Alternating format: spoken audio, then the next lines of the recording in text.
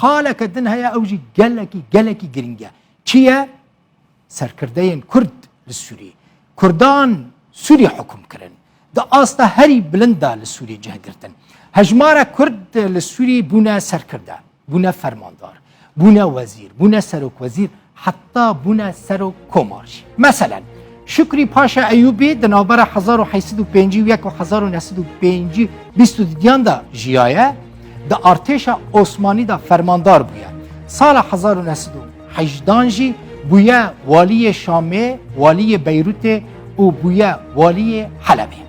محمد علی عابد کردی سال 1867 لشامش دایک بویا دنابرا سال 1932 و 36 دا سر و کمار سوری بویا سال 1936 جی دست سر و کماری کشان دیه عطابک ایوبی لشامش دایک بویا ده نوبر سال 1877 و 1905 و یکی ده جیایه دو جاران بویا سروک وزیر پشترا بویا سروک کمار سال 1936 جی بویا سروک وزیر دیسا سال 1943 دیسا بویا سروک کمار سوری ده همان دمه ده جی سروک وزیر بویا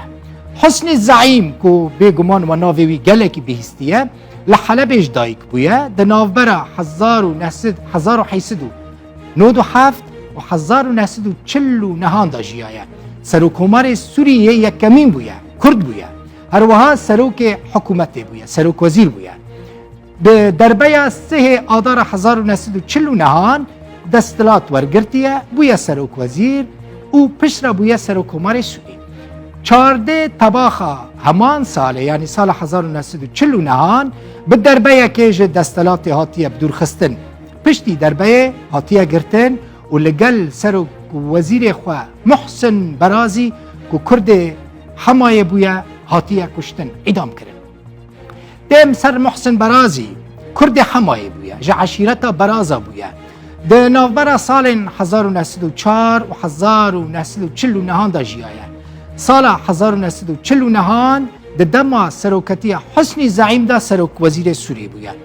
14 ماه 8 1949 لگل حسنی زعیم هاتیه ادام کرن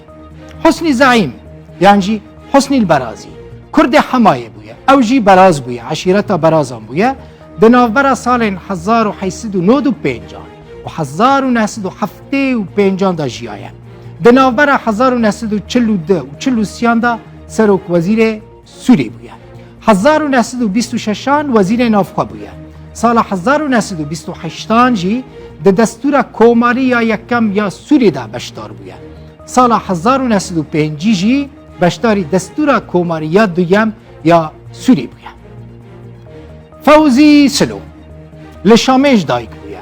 ده نوبر 1905 و 1972 دا جیایه در چوی کولجا لشکری بویا افسرکی سوریه بلند بویا روژا 3 ماه 12 1949 وکه سروک دولت هاتبو بناف کرن